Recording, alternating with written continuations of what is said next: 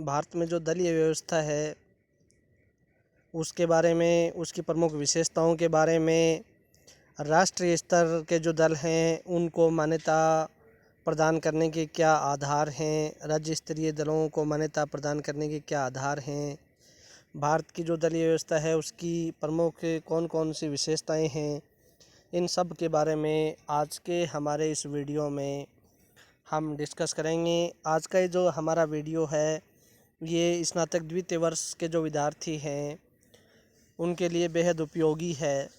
बात करें यदि भारत की निर्वाचन प्रणाली की, तो भारतीय संविधान में राष्ट्राध्यक्ष से लेकर जो ग्राम पंचायत तक प्रत्येक स्तर पर निर्वाचित प्रतिनिधि की नियुक्ति का प्रावधान भारतीय संविधान के अंतर्गत किया गया है।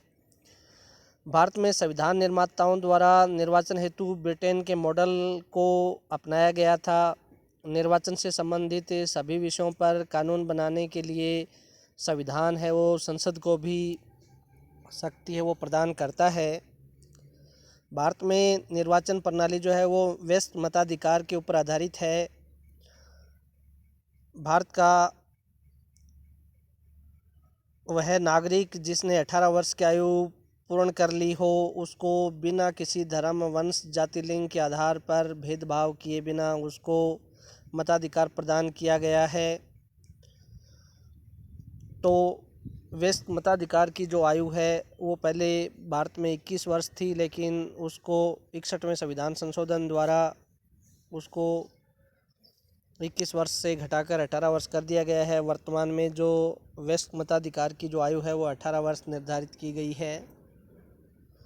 भारतीय संविधान का जो अनुच्छेद 325 है उसके अंतर्गत ये प्रावधान किया गया है कि संसद के किसी भी सदन या राज्य विधानमंडल के किसी सदन के चुनाव के लिए एक मतदाता सूची होगी तथा किसी भी व्यक्ति को उसके धर्म, वंश, जाति, लिंग के आधार पर किसी निर्वाचन के लिए मतदाता सूची में शामिल या अयोग्य नहीं ठहराया जाएगा। अनुच्छेद 326 जो है उसके अंतर्गत ये प्रावधान किया गया है कि केंद्र और राज्यों के जो विधानमंडल हैं उनके लिए चुनाव है वो व्यस्त मताधिकार के आधार पर किया जाएगा और व्यस्त मताधिकार की जो आयु है वो भारत में 18 वर्ष निर्धारित की गई है। बात करें यदि भारत में निर्वाचन प्रणाली के प्रकारों की, तो भारत में निर्वाचन के संबंध में मुख्यतया 2 प्रकार की प्रणालियां या पद्धतियां अपनाई गई हैं। लोकसभा और राज्यों में विधानसभा के जो चुनाव होते हैं उसमें बहुलवादी व्यवस्था अथवा फर्स्ट द पोस्ट व्यवस्था की प्रणाली अपनाई गई है, यानी सबसे अधिक मत प्राप्त करने वाले की जीत। इसको first past the post system के नाम से जाना जाता है। और दूसरी जो प्रणाली अपनाई गई है वो राष्ट्रपति, उपराष्ट्रपति, राज्यसभा, राज्य विधान परिषद के निर्वाचन हेतु एकल संक्रमणीय आनुपातिक प्रतिनिधित्व प्रणाली है वो अपनाई गई है। बहुलवादी व्यवस्था यानी first past the post system है वो भारत में लोकसभा और राज्य विधानसभाओं के चुनाव हेतु अपनाया गया है। इस व्यवस्था के अंतर्गत पूरे देश को जनसंख्या के आधार पर चुनाव क्षेत्रों में बांट दिया जाता है। मतदाता द्वारा किसी एक उम्मीदवार का चयन किया जाता है। जिस उम्मीदवार को सबसे अधिक वोट प्राप्त होते हैं, मत प्राप्त होते हैं, उसे चुनाव में विजयी घोषित कर दिया जाता है, भले ही वे डाले गए कुल मतों के आधे से ही कम क्यों ना हो। तो कहने का अर्थ ये है कि first past the post system जो है इसके अंतर्गत जितने भी उम्मीदवार चुनाव मैदान में होते हैं उसमें जिस उम्मीदवार को सबसे अधिक मत प्राप्त होते हैं उसको चुनाव में विजयी घोषित कर दिया जाता है, चाहे उसने आधे से अधिक वोटों का प्रतिनिधित्व किया हो या नहीं किया हो। इस पद्धति में सरकार के गठन का अवसर उस दल या समूह को प्रदान किया जाता है जिसे बहुमत के आधार पर जनादेश मिला हो। इस व्यवस्था में अनेक प्रकार की खामियां या त्रुटियां भी हैं। इस प्रणाली की प्रमुख कमी यह है कि इसमें केवल तुलनात्मक बहुमत का ध्यान रखा जाता है। चूँकि अधिकांश जो मुकाबले हैं वो बहुकोणीय कई प्रत्याशियों के बीच होते हैं, अतः कई बार किसी चुनाव क्षेत्र में कुल डाले गए मतों का 30-40% मत पाने वाला प्रत्याशी भी विजेता है वो घोषित कर दिया जाता है। कोई दल जिसे अल्पसंख्या में मत प्राप्त हुए हैं फिर भी अधिकांश सीटें जीत सकता है। इस प्रकार यह निर्वाचन पद्धति सरकार के औचित्य पर भी प्रश्न चिन्ह लगाती है, क्योंकि कई बार कभी कभी डाले गए मतों का भी बहुमत प्राप्त नहीं होता है। कहने का अर्थ ये है कि इसके अंतर्गत कम मत प्राप्त होने के पश्चात भी कई बार सीटें किसी पार्टी को प्राप्त हो जाती हैं, चाहे उसने आधे से अधिक वोटों का या 50% वोटों का भी प्रतिनिधित्व नहीं किया हो। बात करें यदि दूसरी प्रणाली की, एकल संक्रमणीय आनुपातिक प्रतिनिधित्व प्रणाली, तो ये जो प्रणाली है आनुपातिक प्रतिनिधित्व की एकल संक्रमणीय मत प्रणाली, इसको भारत में राष्ट्रपति, उपराष्ट्रपति, राज्यसभा के सदस्य, राज्य विधान परिषद के चुनाव हेतु प्रयोग में लाया जाता है। यह निर्वाचन एक निर्वाचक मंडल द्वारा होता है। इस प्रणाली में सदस्यों के मत का मूल्य एक विधि द्वारा निर्वाचित कर दिया जाता है। इस प्रणाली में प्रत्येक मतदाता को एक ही बैलेट पेपर पर उतनी ही वरीयता करने की स्वैच्छिक छूट दी जाती है जितने की प्रत्याशियों की संख्या होती है। इस प्रक्रिया में उन प्रत्याशियों के दूसरे व उत्तरवर्ती वरीयता मतों को शेष प्रत्याशियों में वितरित कर दिया जाता है जिन्होंने न्यूनतम प्रथम वरीयता के मत पाए हों। यह प्रक्रिया तब तक जारी रहती है जब तक कि आवश्यक संख्या में प्रत्याशी न चुन लिए जाएं। ऑस्ट्रेलिया में इसे संघीय स्तर पर प्रतिनिधि सभा के चुनाव में प्रयोग में लिया जाता है। तो कहने का मतलब ये है कि इसके अंतर्गत एक प्रकार से न्यूनतम कोटा निकालते हैं।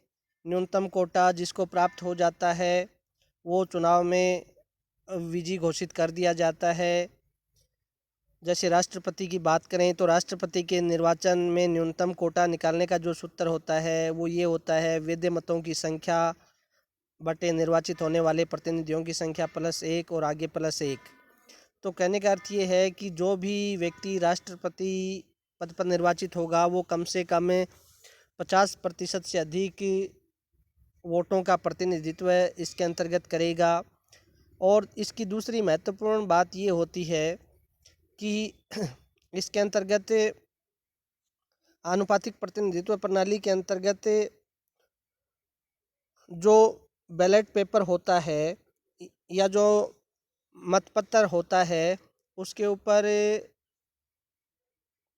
जो मतदाता है वो अपनी पसंद या वरीयताएं अंकित करता है। जैसे मान लीजिए 4 उम्मीदवार चुनाव लड़ रहे हैं तो मतदाता जो है वो 4 पसंद उसके ऊपर अंकित करता है। वो जिसको सबसे अधिक पसंद करता है उसके सामने 1 अंकित करता है, जिसको कम पसंद करता है उसके सामने 2, उससे कम पसंद करता है उसके सामने 3 और जिसको सबसे कम पसंद करता है उसके सामने वो 4 अंकित करता है। फिर न्यूनतम कोटा निकालते हैं। यदि प्रथम मतगणना में न्यूनतम कोटा प्राप्त हो जाता है तब तो वो उम्मीदवार वो चुनाव जीत जाता है। इसके अलावा मान लीजिए यदि किसी उम्मीदवार को प्रथम मतगणना में न्यूनतम कोटा प्राप्त नहीं हुआ तो ऐसी स्थिति में जिसको सबसे कम मत प्राप्त होते हैं उसको चुनाव मैदान से बाहर कर दिया जाता है और उसके मतपत्र पर अंकित वरीयताओं को अन्य उम्मीदवारों में बांट दिया जाता है या विभक्त कर दिया जाता है। और ये प्रक्रिया तब तक जारी रहती है जब तक कि किसी उम्मीदवार को न्यूनतम कोटा प्राप्त नहीं होता। तो ये दूसरी प्रणाली थी आनुपातिक प्रतिनिधित्व की एकल संक्रमणीय मत प्रणाली। चुनावों के प्रकारों की यदि बात करें तो एक तो होता है आम चुनाव। आम चुनाव के अंतर्गत क्या होता है? आम चुनाव के अंतर्गत संसद व राज्य विधानसभाओं के लिए प्रत्येक 5 वर्ष के पश्चात होने वाले जो चुनाव होते हैं वो आम चुनाव कहलाते हैं। यानी इनका एक निश्चित समय होता है। जैसे मान लीजिए आज चुनाव संपन्न हुए तो ठीक 5 वर्ष पश्चात जो चुनाव होंगे उसको हम आम चुनावों के नाम से जानते हैं। मध्यावधि चुनाव। मध्यावधि चुनाव यदि संसद और राज्य विधानसभाओं के भंग होने के फलस्वरूप निर्धारित अवधि से पूर्व होने वाले चुनावों को मध्यावधि चुनाव कहा जाता है। मान लीजिए चुनाव संपन्न हुए और 2 वर्ष पश्चात ही मान लीजिए वो विधानसभा या लोकसभा वो भंग हो गई तो इसके भंग होने के फलस्वरूप निर्धारित अवधि से पूर्व, लोकसभा या विधानसभा के भंग होने से पूर्व जो चुनाव होते हैं वो मध्यावधि चुनाव होते हैं। उपचुनाव का अर्थ है कि मान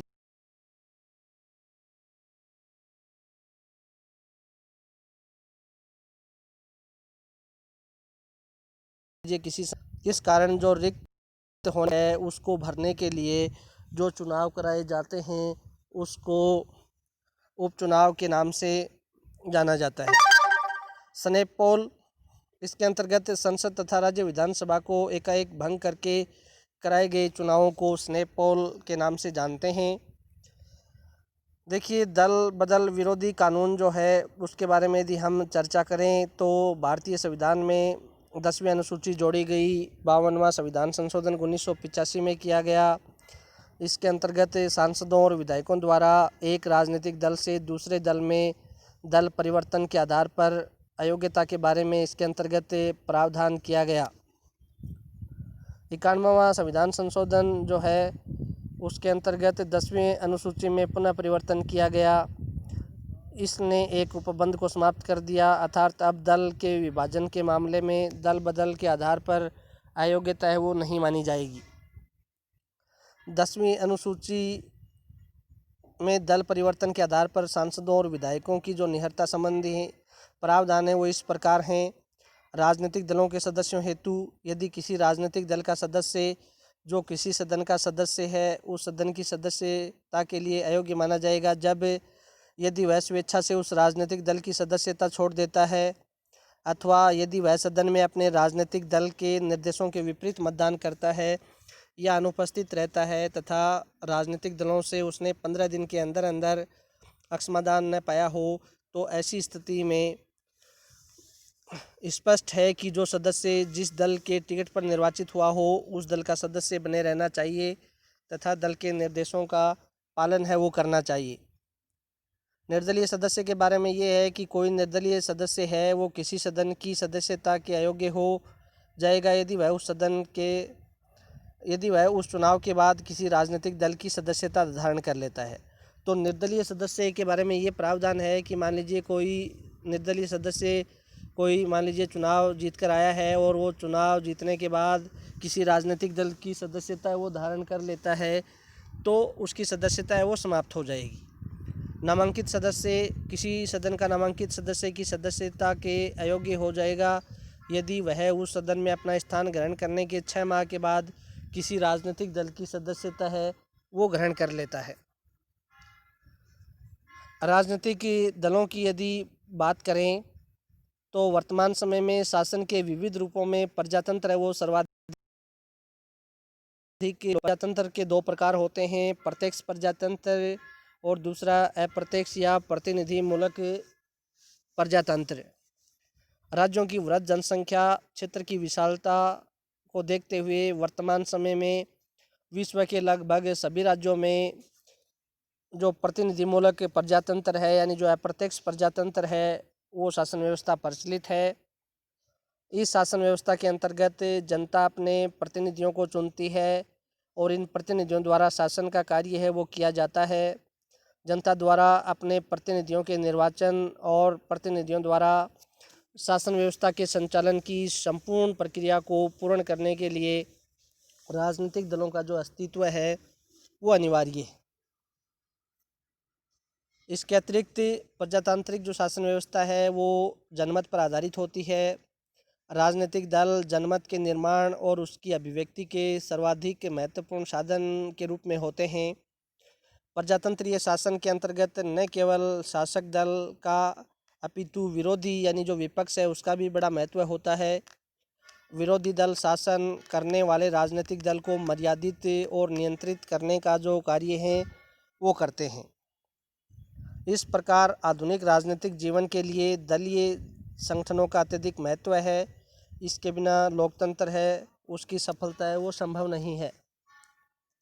एडमंड बर्क जो हैं उन्होंने कहा है कि दलीय प्रणाली लोकतंत्रात्मक जो शासन व्यवस्था है उसके लिए अपरिहार्य है। आधुनिक लोकतांत्रिक राज्य में 4 प्रकार के राजनीतिक दल होते हैं। पहले जो दल हैं वो प्रतिक्रियावादी राजनीतिक दल, ये वो दल होते हैं जो पुरानी सामाजिक, आर्थिक और राजनीतिक संस्थाओं से चिपके हुए रहना चाहते हैं। दूसरे रूढ़िवादी दल होते हैं जो यथास्थिति में विश्वास रखते हैं और किसी प्रकार का कोई बदलाव है वो नहीं चाहते। तीसरे उदारवादी दल होते हैं। इन दलों का लक्ष्य विद्यमान संस्थाओं में सुधार करना होता है। ये विद्यमान संस्थाओं में बदलाव या परिवर्तन करना चाहते हैं। चौथे जो राजनीतिक दल हैं वो सुधारवादी दल हैं, जिनका उद्देश्य विद्यमान व्यवस्था को हटाकर नई व्यवस्था स्थापित करना होता है। तो आधुनिक लोकतांत्रिक राज्य में 4 प्रकार के राजनीतिक दल हैं: प्रतिक्रियावादी राजनीतिक दल, रूढ़िवादी दल, उदारवादी दल और चौथा सुधारवादी दल। विचारधारा के आधार पर भी राजनीतिक दलों का वर्गीकरण कुछ राजनीतिक वैज्ञानिकों ने किया है। सुधारवादी दलों को बाईं ओर, राइट साइड, उदारवादी दलों को मध्य मिडल में तथा रूढ़िवादी दलों को दाईं ओर रखा गया है। दूसरे शब्दों में इन्हें वामपंथी दल, केंद्रीय दल और दक्षिणपंथी दल के नाम से इनको जाना जाता है। भारत में सीपीआई और सीपीएम वाम दलों के उदाहरण हैं। कांग्रेस केंद्रीय दल तथा भाजपा जो है वो दक्षिणपंथी दलों के उदाहरण हैं। विश्व में यदि देखा जाए तो 3 प्रकार की दलीय व्यवस्था है वो प्रचलित है। एक दलीय व्यवस्था, इसमें केवल सत्तारूढ़ दल ही होता है। विरोधी दल की इसमें व्यवस्था नहीं होती, इसका अभाव होता है। जैसे पूर्व वामपंथी राष्ट्र जैसे रूस और अन्य पूर्वी यूरोपीय राष्ट्रों की बात करें, साम्यवादी चीन की, तो इसमें केवल एक ही दल है, वो है साम्यवादी दल। द्विदलीय व्यवस्था की बात करें तो इसमें 2 बड़े राजनीतिक दल विद्यमान होते हैं। जैसे अमेरिका की बात करें या ब्रिटेन की बात करें तो अमेरिका में रिपब्लिकन पार्टी और डेमोक्रेटिक पार्टी। ब्रिटेन की यदि बात करें तो अनुदार दल और मजदूर दल। ये द्विदलीय व्यवस्था के प्रमुख उदाहरण हैं। बहुदलीय व्यवस्था, इसमें कई राजनीतिक दलों का अस्तित्व होता है। फ्रांस, भारत, स्विट्ज़रलैंड, इटली, ये बहुदलीय व्यवस्था के उदाहरण हैं। भारत में यदि दलीय व्यवस्था की हम बात करें तो भारत में दलीय व्यवस्था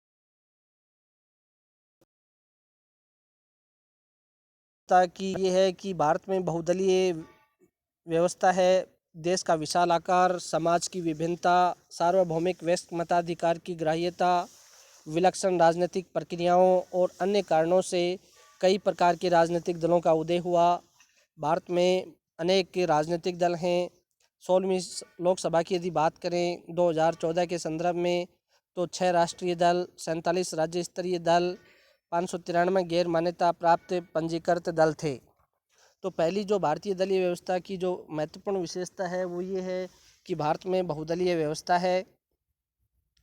दूसरी जो दलीय व्यवस्था की विशेषता है वो है स्पष्ट विचारधारा का अभाव।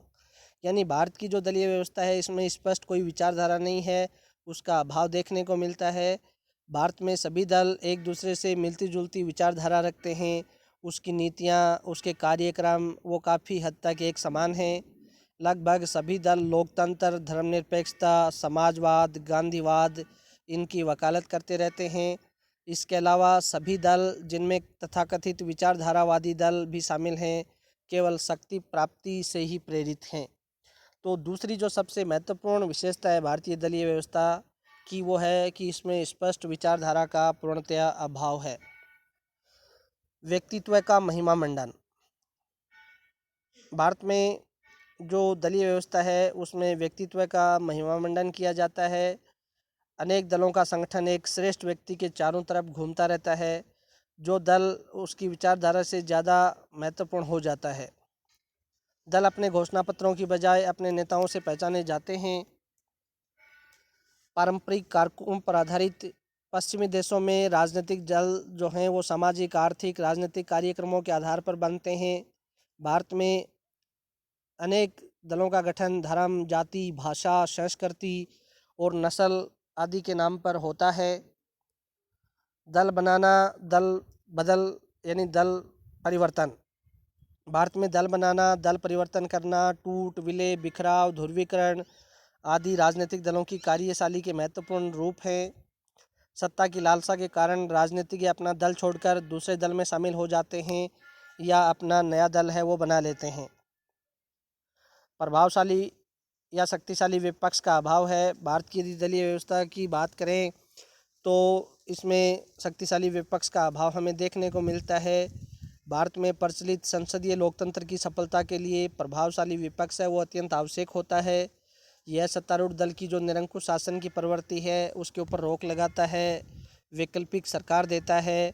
पिछले 50 वर्षों में कुछ अवसरों को छोड़ा जाए तो ज्ञात होता है कि देश में सशक्त, प्रभावशाली और जागरूक विपक्ष का अभाव सदैव हमें देखने को मिलता है। यदि बात करें राष्ट्रीय स्तर और राज्य स्तरीय दलों को मान्यता प्रदान करने के मापदंडों की, तो राष्ट्रीय स्तर के जो दल हैं उनको मान्यता प्रदान करने का जो मापदंड है वो अलग है, और राज्य स्तरीय जो दल हैं उनको मान्यता प्रदान करने का जो मापदंड है वो अलग है। भारत का जो निर्वाचन आयोग है वो निर्वाचन के प्रयोजनों हेतु राजनीतिक दलों को पंजीकृत करता है। चुनाव परिणामों के आधार पर उन्हें राष्ट्रीय और राज्य स्तर के जो दल हैं उनके रूप में मान्यता प्रदान करता है। तो एक प्रकार से राष्ट्रीय और राज्य स्तरीय दलों के रूप में मान्यता प्रदान करने का जो कार्य है वो भारत के निर्वाचन आयोग द्वारा संपन्न किया जाता है। अन्य दलों को केवल पंजीकृत गैर मान्यता प्राप्त दल घोषित किया जाता है। आयोग द्वारा दलों को प्रदान की गई मान्यता उनके लिए कुछ विशेषाधिकारों का निर्धारण करती है, जैसे चुनाव चिन्हों का आवंटन, राज्य नियंत्रित टेलीविजन और रेडियो स्टेशनों पर राजनीतिक प्रसारण हेतु समय का उपबंध, निर्वाचन सूचियों को प्राप्त करने की सुविधाएं। इसके अलावा मान्यता प्राप्त दलों को नामांकन के लिए केवल प्रस्तावक ही चाहिए। इन दलों को चुनाव के समय में 40 स्टार प्रचारक रखने की अनुमति है वो निर्वाचन आयोग द्वारा प्रदान की जाती है। गैर मान्यता प्राप्त जो राजनीतिक दल अपने दलों के इन उम्मीदवारों के लिए के यात्रा खर्च को उम्मीदवार खर्च में शामिल हो। प्रत्येक राष्ट्रीय दल को एक चुनाव चिन्ह वो प्रदान किया जाता है जो संपूर्ण देश में विशिष्ट है उसी दल के लिए आरक्षित होता है। इसी प्रकार प्रत्येक राज्य स्तरीय दल को एक चुनाव चिन्ह प्रदान किया जाता है जो उस राज्य या जिन राज्यों में इसे मान्यता प्राप्त है विशिष्ट है उसी राज्य के लिए एक प्रकार से आरक्षित होता है।